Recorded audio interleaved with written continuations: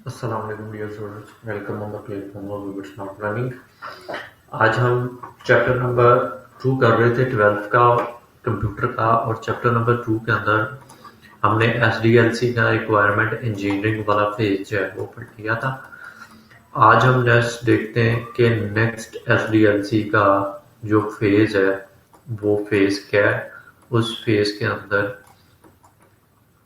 किन चीज़ों के बारे में एक्सप्लेन किया। नेक्स्ट फेज है जी आपका डिजाइनिंग फेज। वो कहता है कि डिजाइनिंग फेज के अंदर क्या होता है।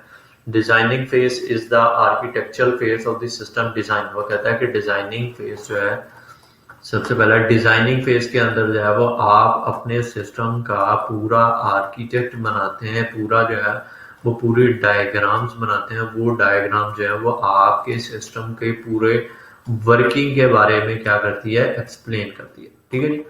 अब डिजाइन फेज के अंदर वो कहता है process to develop the chart project team determine the logical design structure of the data flow and storage. वो कहते हैं इसके अंदर क्या होता है, आपकी प्रोजेक्ट की जो टीम है जिसने प्रोजेक्ट करना होता है, वो प्रोजेक्ट की टीम क्या करती है, प्रोजेक्ट टीम ड्रॉ आर्किटेक्ट। ठीक है, वो एक आर्किटेक्ट ड्रा करती है, एक फ्लो चार्ट जो है वो ड्रा करती है। Draw architect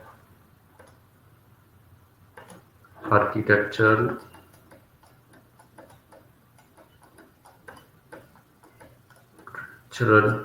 view of the system, आपके सिस्टम का आर्किटेक्चरल व्यू जो है वो ड्रॉ करती है। उसके अंदर आपके चार्ट्स भी होते हैं। ठीक है जी। उसके बाद आपकी फ्लो डायग्राम्स भी होती हैं जिसको हम फ्लो चार्ट कहते हैं।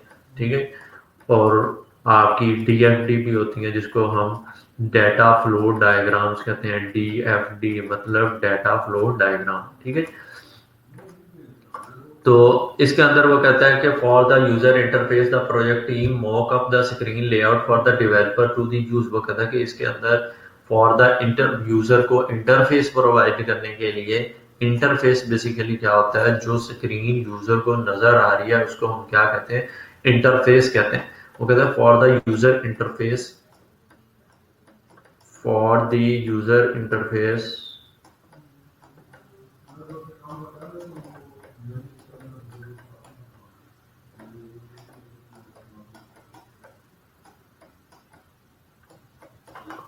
for the user interface, the project team design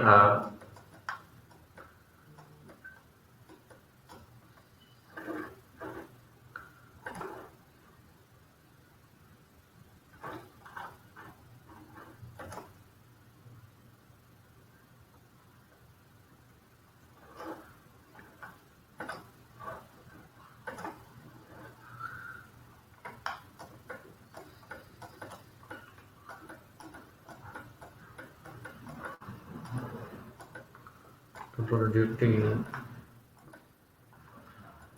design mock screen, mock view करवाने के लिए जाए वो दिखाई जाए, वो आपकी फाइनल स्क्रीन ना हो, उसको हम मॉक स्क्रीन कहते हैं। ठीक है। उसके बाद layout developer use to write the code for the actual layout पे डेवलपर जो है उसके लिए एक्चुअल कोड जो है वो राइट करना शुरू कर देते हैं उस लेआउट के लिए। उसके बाद अगर नेक्स्ट बात करें तो नेक्स्ट इसके अंदर जो एक्टिविटीज परफॉर्म होती हैं वो बेसिकली इसके अंदर दो स्ट्रक्चर्स होते हैं। सबसे पहला आपका एल्गोरिथम। एल्गोरिथम क्या होता है, एल्गोरिथम जो है वो बेसिकली आपकी किसी भी प्रॉब्लम को सॉल्व करने के जो स्टेप्स हैं उनको हम क्या कहते हैं, एल्गोरिथम कहते हैं। ठीक है। एल्गोरिथम बेसिकली क्या होते हैं, आपके फाइनाइट स्टेप्स होते हैं, finite steps to solve any problem, finite steps to solve any problem. किसी भी प्रॉब्लम को सॉल्व करने के लिए जो है, टू सॉल्व एनी प्रॉब्लम, उसको हम क्या कहते हैं, वो उसका एल्गोरिथम है। ठीक है। या किसी भी टास्क को परफॉर्म करने के लिए आप जो स्टेप्स करते हैं वो आपका क्या है, वो आपका एल्गोरिथम है। एल्गोरिथम बेसिकली जो है वो आपका लेट्स सपोज मैं कहता हूँ कि आपने एक चाय का कप बनाना है। एक चाय के कप बनाने के लिए जो जितने भी आपके स्टेप्स हैं वो क्या कहलाएंगे, वो आपका एल्गोरिथम कहलाएंगे। ठीक है, उसके बाद आपने एल्गोरिथम के बाद नेक्स्ट बात आ जाती है कि आपका फ्लो चार्ट क्या होता है। ठीक है, फ्लो चार्ट बेसिकली जो है वो ग्राफिकल रिप्रेजेंटेशन होती है आपके एल्गोरिथम की। Flow chart is the graphical representation of your algorithm. Flow chart क्या होता है? आपकी graphical representation of an algorithm.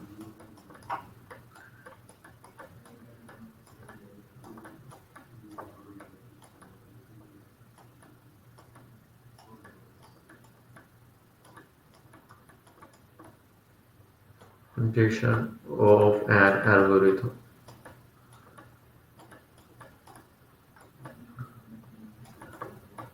ठीक है जी, किसी भी एल्गोरिथम की जो ग्राफिकल रिप्रेजेंटेशन है उसको हम क्या कहते हैं? फ्लो चार्ट कहते हैं। और फ्लो चार्ट के अंदर आप जो है वो सिंबल्स यूज करते हैं। लेट्स सपोज मैंने जो है वो दो नंबर्स को ऐड करने के लिए एक एल्गोरिथम लिखना है। ठीक है, टू नंबर्स ऐड के लिए मैंने क्या करना है? एक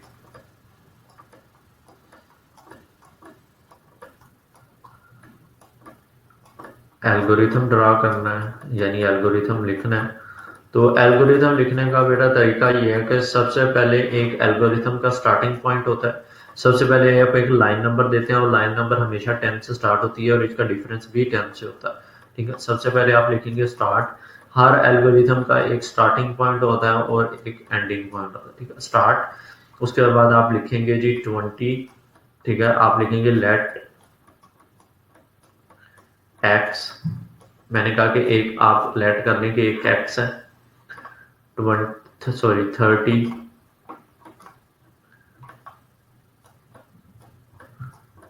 आप लेट कर लें कि आपके पास एक क्या वाई है। ठीक है, लेट एक्स और Y.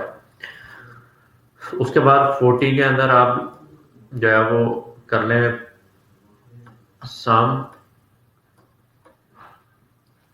Is equal to X plus Y. आप कर लें सम के एक्स जो है वो प्लस के साथ हो रहा है वाई के साथ। उसके बाद 50 प्रिंट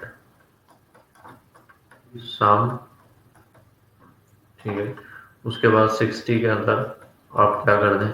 एंड कर दें। ठीक है, ये आपका एक एल्गोरिथम है किसी भी दो नंबर्स को ऐड करने के लिए। अगर मैं आपको कहूँ कि आपने इसका फ्लो चार्ट बनाना है, तो फ्लो चार्ट के अंदर जो है वो आपकी क्या होती है? डिफरेंट सिंबल्स यूज होती हैं। उन सिंबल्स का क्या है? उन सिंबल्स का, हर सिंबल का एक पर्पस है, हर सिंबल का एक स्पेसिफिक मीनिंग है। ठीक है, सबसे पहले बात करते हैं, अगर ये सिंबल को हम क्या कहते हैं? वोवल सिंबल कहते हैं। ठीक है, इस वोवल सिंबल का मतलब ये है कि इसको हम टर्मिनल भी कहते हैं। ठीक है, टर्मिनल कहते हैं। और ये आपका कब इस्तेमाल होता है? जब आपका फ्लो चार्ट एंड और स्टार्ट हो रहा हो। फ्लो चार्ट एंड, और जब आप इसे स्टार्ट करना है तब आप जो है ये इस्तेमाल करेंगे। ठीक है, इसको हम ओवल सिंबल्स कहते हैं। उसके बाद आपकी कुछ फ्लो लाइंस हैं, ये एरो हेड्स। ठीक है, इन एरोस को हम क्या कहते हैं? फ्लो लाइंस कहते हैं। Flow lines. ठीक है, ये पर्पस को जो है ना वो दो दो दो एंटिटीज को आपस के अंदर जो है वो कनेक्ट करवाने के लिए जो है वो इस्तेमाल किए जाते हैं। इनको हम फ्लो लाइंस कहते हैं। इसके बाद आपके पास नेक्स्ट डायग्राम के अंदर पैरेललोग्राम आती है। ठीक है, इस पैरेललोग्राम को हम किस लिए यूज करते हैं? इस पैरेललोग्राम को हम प्रोसेसिंग के लिए इस्तेमाल करते हैं। प्रोसेसिंग के लिए इस्तेमाल करते हैं। जब आपने कोई प्रोसेस करना है, प्रोसेस का मतलब यह है कि जब आपने क्या करना है कि जब प्रोसेसिंग का मतलब यह है कि जब किसी दो वैल्यूज पे कोई प्रोसेस हो और आपके पास वैल्यू जो है वो चेंज होके आए, उसको हम क्या कहते हैं, प्रोसेसिंग कहते हैं। ठीक है, उसके लिए आप ये पैरेललोग्राम जो है वो इस्तेमाल करते हैं। उसके बाद जो नेक्स्ट सिंबल है वो आपकी एक रेक्टेंगल है। इस रेक्टेंगल को बेसिकली हम कब यूज करते हैं, इस रेक्टेंगल को हम, सॉरी, इसको हम प्रोसेस के लिए, सॉरी, इसको हम प्रोसेसिंग के लिए यूज करते हैं। ठीक है, जब आपकी दो वैल्यूज चाहे वो कंप्यूट करें और उसकी जो वैल्यू है वो चेंज होके आए, तो इसको हम किस लिए यूज करते हैं, इनपुट आउटपुट के लिए इस्तेमाल करते हैं। ठीक है, इसको हम इस्तेमाल करते हैं फॉर द इनपुट। जब आपने यूजर से कोई इनपुट मैसेज लेना है या यूजर को आउटपुट मैसेज के अंदर मैसेज को डिस्प्ले करना है, तो उसके लिए आप ये पैरेललोग्राम जो है वो यूज करेंगे। ठीक है, उसके बाद जो आप, वो आपकी डायमंड सिंबल है। इस तरह इसके चार कॉर्नर्स हैं। ये बेसिकली हम कब इस्तेमाल करते हैं, ये हम तब इस्तेमाल करते हैं जब हमने डिसीजन लेना हो। ठीक है, डिसीजन मेकिंग स्टेटमेंट इसको कहते हैं। जब हमने क्या करना हो, एक दो चीजों में से कोई एक चीज है वो सेलेक्ट करनी हो। लेट्स सपोज मैं कहता हूँ कि अगर आपके मार्क्स जो है वो 20 है तो आप पास हो, अदरवाइज आप फेल हो। अब मैंने दो में से एक सेलेक्ट करना है, उसके लिए आप क्या यूज करेंगे, ये डायमंड सिंबल जो है वो यूज करेंगे। इसको हम डिसीजन मेकिंग स्टेटमेंट कहते हैं। ठीक है, इसके बाद जो दूसरा आपका नेक्स्ट आपका जो फेज है, इस फेज को हम क्या कहते हैं, कोडिंग फेज कहते हैं। ठीक है, नेक्स्ट आपका जो फेज है इसको हम कोडिंग फेज कहते हैं। वो कहता है कोडिंग फेज जो है ये आपका बहुत ही मुश्किल फेज होता है। इस फेज के अंदर आपको क्या आता है, डिफिकल्टी आती है। ठीक है, और दूसरी बात ये कि इसके अंदर, ठीक है जी, आपको क्या होता है, डिफिकल्टी होती है इसके अंदर। आपका कॉस्ट जो है वो ज्यादा चाहिए होती है, कॉस्ट भी ज्यादा चाहिए और आपको टाइम भी ज्यादा रिक्वायर्ड होता है। ठीक है, वो टीम जो है वो मिल के आपके सिस्टम को क्या करती है, डिजाइन करती है। उस टीम के अंदर आपके 5 से 6 लोग होते हैं जो आपके पूरे प्रोडक्ट को बना रहे होते हैं। उस फेस कोडिंग फेज के अंदर जो है वो आपका वो ज्यादा टाइम भी रिक्वायर्ड होता है, क्योंकि वो हर एक चीज का उन्होंने बाकायदा कोड लिखना होता है। उसके बाद उसकी कम्प्लेक्सिटी वो भी बढ़ जाती है और उसकी वजह से उसकी कॉस्ट जो है वो भी इंक्रीज हो जाती है। उसके बाद नेक्स्ट फेज जो है वो आपका टेस्टिंग का फेज है। टेस्टिंग के फेज के अंदर क्या होता है, टेस्टिंग फेज के अंदर आपको कोड करके आपको एक एप्लीकेशन, आपको एक सिस्टम जो है वो दे दिया जाता है। आपने उस सिस्टम को डिफरेंट वैल्यूज दे के चेक करना है कि क्या वो टेस्टिंग के अंदर डिफरेंट जो हम वैल्यूज दे रहे हैं, क्या उन्हीं वैल्यूज के अकॉर्डिंग जो है वो रिजल्ट प्रोवाइड कर रहा है। ठीक है, तो जिस तरह के आपको जो है वो एक कैलकुलेटर में, मुझे एक कैलकुलेटर दे दिया जाए कि ये मेरे पास एक कैलकुलेटर है, मैं इसको वैल्यू दूं 2+2 और ये मुझे आंसर करे 3। ठीक है, तो इसका मतलब कि इसके कोड के अंदर कोई मसला है, इस कैलकुलेटर में कोई मसला है। तो आपने डिप्लॉयमेंट करने से पहले, उस चीज को इम्प्लीमेंट करने से पहले आपने उसकी टेस्टिंग करनी है। टेस्टिंग के अंदर बेसिकली हम क्या करते हैं, अपने पूरे सिस्टम को चेक करते हैं। अब जो टेस्टिंग है वो आपकी दो किस्म की टेस्टिंग होती है। एक को हम यूनिट टेस्टिंग कहते हैं और एक को हम सिस्टम टेस्टिंग कहते हैं। ठीक है, first one is unit testing,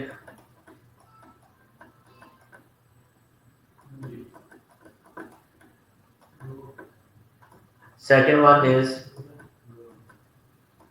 system testing.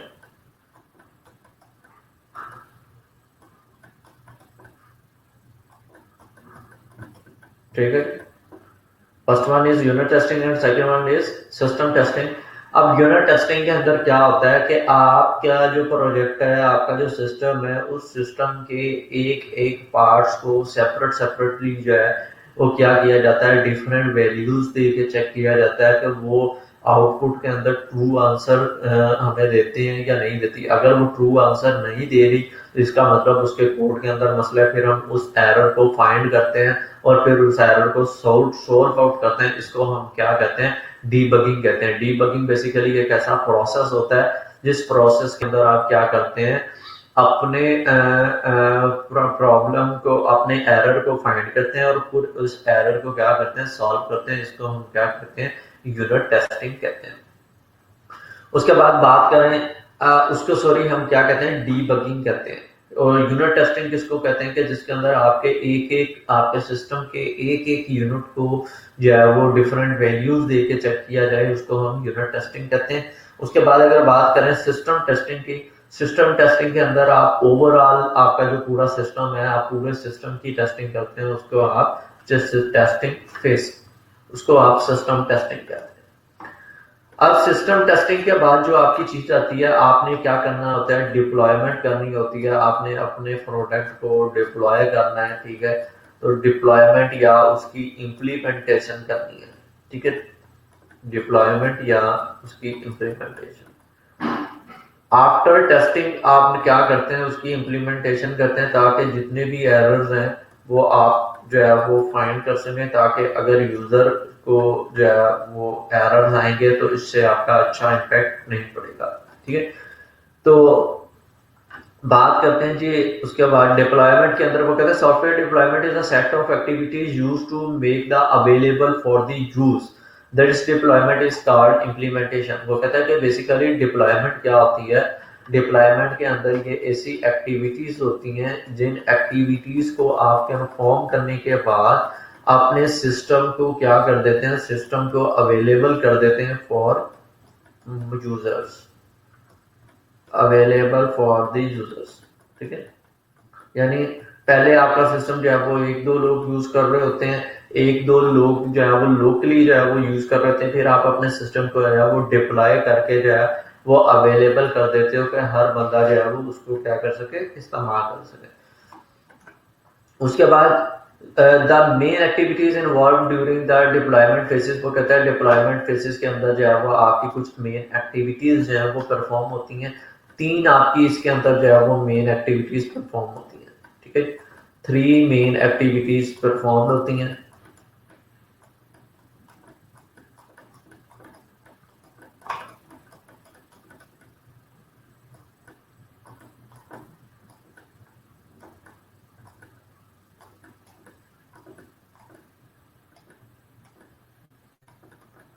ठीक है। उन 3 एक्टिविटीज के अंदर सबसे जो पहली एक्टिविटी है वो कहता है कि installation and activation of hardware and software. वो कहता है कि आप इंस्टॉलेशन एंड एक्टिवेशन ऑफ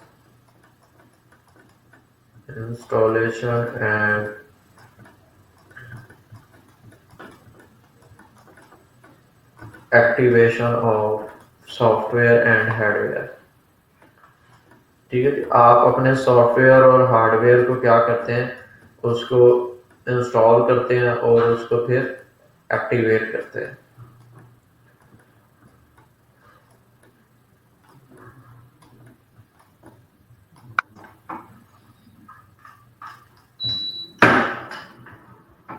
उसके बाद जो आपकी सेकंड एक्टिविटी है, सेकंड एक्टिविटी के अंदर आप क्या करते हैं, वो कहते हैं in some cases user and computer operational personal are train to be develop the system. वो कहता है कि सम केसेस के अंदर जो है वो आपने क्या करना होता है, अपने सिस्टम को जब आप डिप्लॉय करते हैं आपने उसके लिए यूजर की ट्रेनिंग करनी होती है, ठीक है। यूजर ट्रेनिंग के अंदर आप बताते हैं कि आपका जो सिस्टम है वो सिस्टम को चलाने के लिए आप जो है वो यूजर को ट्रेन करते हैं कि यूजर जो है वो किस तरह से आपके सिस्टम को चला सकता है। उसके बाद जो थर्ड एक्टिविटी है, थर्ड एक्टिविटी के अंदर वो कहता है कन्वर्जन होती है। कन्वर्जन बेसिकली क्या होता है, अगर आपने ओल्ड सिस्टम आप चला रहे हैं, ठीक है, तो ओल्ड सिस्टम से आप कन्वर्ट हो जाते हैं किसके अंदर, न्यू सिस्टम के अंदर। इसको हम क्या कहते हैं, कन्वर्जन कहते हैं, ठीक है। ये था आपका डिप्लॉयमेंट फेज। डिप्लॉयमेंट फेज के अंदर हम ये 3 एक्टिविटीज जो है वो परफॉर्म करते हैं। अब डिप्लॉयमेंट के कुछ मेथड्स हैं। डिप्लॉयमेंट के जो मेथड्स हैं वो कौन से मेथड है, फर्स्ट वन मेथड जो है वो आपका डायरेक्ट मेथड है। फर्स्ट वन आपका डायरेक्ट मेथड है, डायरेक्ट इम्प्लीमेंटेशन भी हम इसको कह सकते हैं। इसके अंदर क्या होता है, डायरेक्ट इम्प्लीमेंटेशन के अंदर आप अपने डायरेक्ट ही जो है वो आप अपने न्यू प्रोजेक्ट जो आपका न्यू सिस्टम होता है आप उसको यूज करना शुरू कर देते हैं। अगर आपके पास पुराना सिस्टम हो तो उसको आप क्या कर देते हैं, छोड़ देते हैं। उसके बाद डायरेक्ट के बाद जो नेक्स्ट है वो आपका पैरेलल है। पैरेलल के अंदर आप क्या करते हैं कि अगर आप अपने पुराने सिस्टम को भी साथ लेके चल रहे हैं और आप नए सिस्टम को भी साथ लेके चल रहे हैं, उसको हम क्या कहते हैं, पैरेलल इम्प्लीमेंटेशन कहते हैं। लेकिन कुछ अरसे के बाद आप क्या करते हैं, अपने पुराने वाले सिस्टम को छोड़ देते हैं और नए वाले सिस्टम को इस्तेमाल करना शुरू कर देते हैं। उसको हम उस चीज को उस टाइप की इम्प्लीमेंटेशन को, उस टाइप के डिप्लॉयमेंट को हम क्या कहेंगे, पैरेलल इम्प्लीमेंटेशन कहेंगे। ठीक है। उसके बाद जो नेक्स्ट है वो फेज्ड इम्प्लीमेंटेशन है। फेज इम्प्लीमेंटेशन के अंदर क्या होता है कि आपके कुछ फेसेस जो हैं वो आप कुछ फेस जो है वो क्या करते हैं, फॉलो करते हैं। कुछ फेस जो है वो आप इम्प्लीमेंट कर देते हैं और कुछ फेस जो है वो आप यूजर के लिए जो है वो छोड़ देते हैं कि ये फेस जो है ये बाद में इम्प्लीमेंट करेंगे। इस टाइप की इम्प्लीमेंटेशन को हम क्या कहते हैं, फेस इम्प्लीमेंटेशन कहते हैं। The phase method of implementing from old system to the new system involve the gradually introduction the new system, old system is progressively discarded। वो कहता है कि आप क्या करते हैं, फेज के अंदर जो है वो आप कुछ पार्ट जो है वो इस्तेमाल कर रहे होते हैं ओल्ड वन का, और बाकी जो है वो आप न्यू वन का इस्तेमाल कर रहे हैं, उसको हम क्या कहते हैं, फेज इम्प्लीमेंटेशन कहते हैं। फेज इम्प्लीमेंटेशन के बाद आपकी पायलट इम्प्लीमेंटेशन है। पायलट इम्प्लीमेंटेशन के अंदर क्या होता है, new system installed for the small number of user. वो कहता है कि पायलट इम्प्लीमेंटेशन के अंदर क्या करते हैं आप, पायलट इम्प्लीमेंटेशन के अंदर आपकी जो ऑर्गेनाइजेशन है, आप अपनी ऑर्गेनाइजेशन को कहते हो, उसमें से कुछ लोग जो हैं वो क्या यूज करें, कुछ लोग नए सिस्टम को यूज करें और कुछ लोग जो है वो पुराने ही सिस्टम को इस्तेमाल करें। इस टाइप की इम्प्लीमेंटेशन को हम क्या कहेंगे, पायलट इम्प्लीमेंटेशन कहेंगे। अच्छा, उसके बाद जो आपका नेक्स्ट स्टेप आता है उस नेक्स्ट स्टेप को हम क्या कहते हैं, मेंटेनेंस। ठीक है जी। जब आप एक चीज जो है वो डेवलप कर लेते हो, कुछ टाइम के बाद जो है वो उसको मेंटेनेंस जो है वो रिक्वायर्ड होती है। मेंटेनेंस जो है वो आपका ऑन गोइंग प्रोसेस होता है जिसके अंदर आप अपनी परफॉर्मेंस को देखते हुए, यूजर की रिक्वायरमेंट्स को देखते हुए कुछ चीजें जो है वो ऐड करते हैं और कुछ चीजें जो है वो आप क्या करते हैं, रिमूव करते हैं। उसको हम क्या कहते हैं, मेंटेनेंस।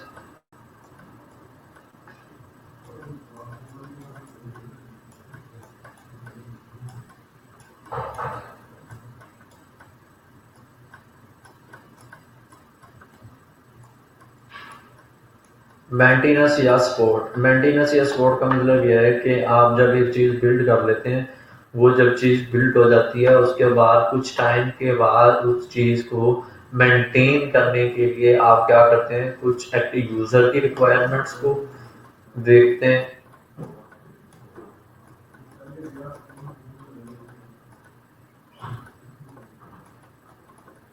उसके बाद आप परफॉर्मेंस को देखते हैं। परफॉर्मेंस को देखते हुए आप कुछ चीज़ें जो हैं वो क्या करते हैं, आप कुछ चीज़ें ऐड करते हैं और कुछ चीज़ें आप रिमूव करते हैं। इसको हम क्या कहते हैं, मेंटेनेंस कहते हैं।